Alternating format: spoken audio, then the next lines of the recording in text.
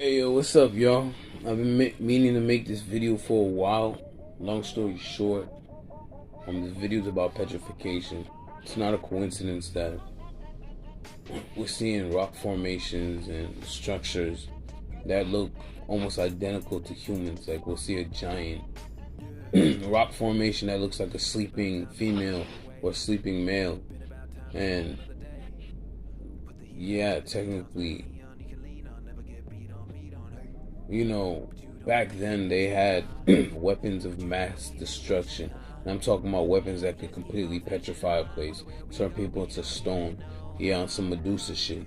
So I'm making this video, long story short, it's gonna be about, technically petrification, what it did, and things we found that that we can't do today, like certain statues and structures that we can't do today, like the way they did it, the symmetry is just so crazy that we can't even do with the technology we have today, but they did.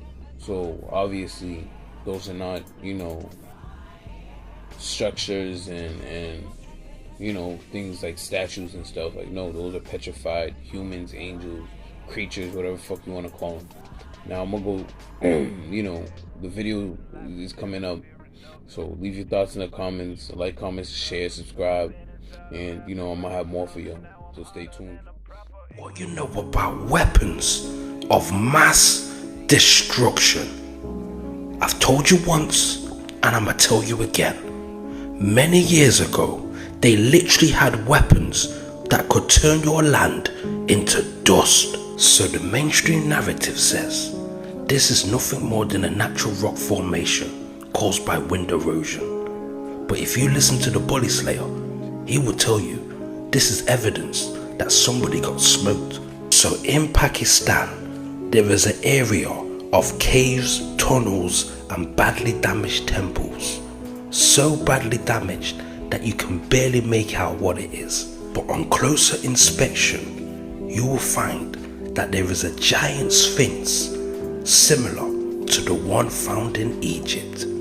Oh my days. One way you can tell when an area has been through a catastrophic event is when nothing grows again. You have to understand, rocks, stones are not Earth's natural surface level. You only find rocks or stones when somebody's been digging, mining, something's been petrified, or somebody got smoked. I mean, look at that. Do you really think that that's a natural rock formation? Come on, brother. You have to start thinking for yourself.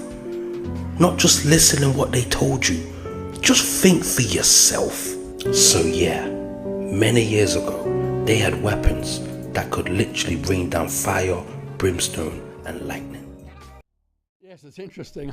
I got a real buzz one day when an article came out in a conventional geological journal, and they actually referenced an article I'd written in a creationist magazine.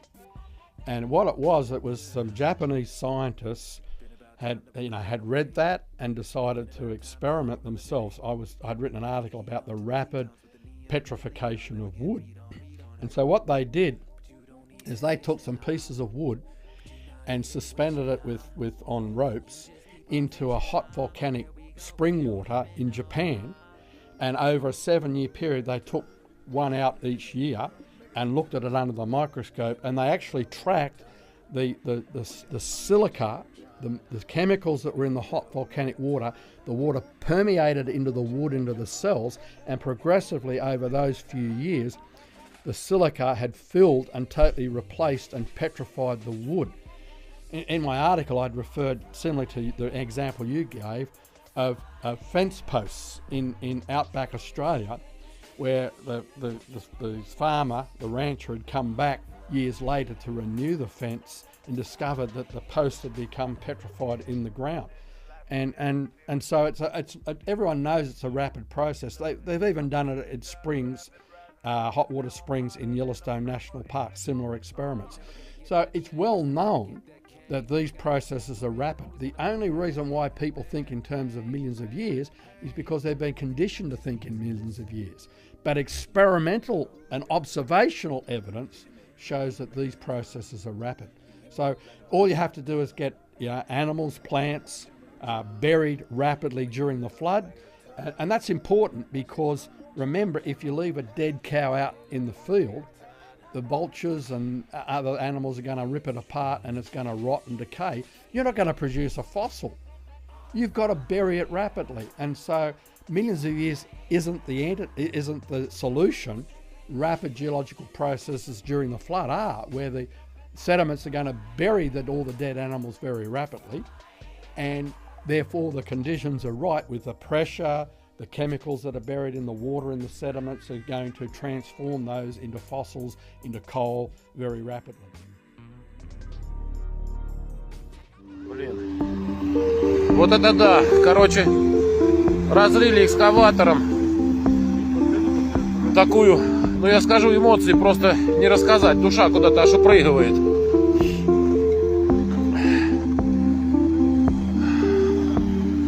Не знаю, конечно, не описать, это просто не рассказать, почему так, что это такое. Ну там сейчас на вертолете прилетят все эти дела. И вот пока не приехали все эти товарищи, мы вот тут с ребятами вырвались. Ребята, это вообще трындец. Какие эмоции. Андрей, Денис, сними меня.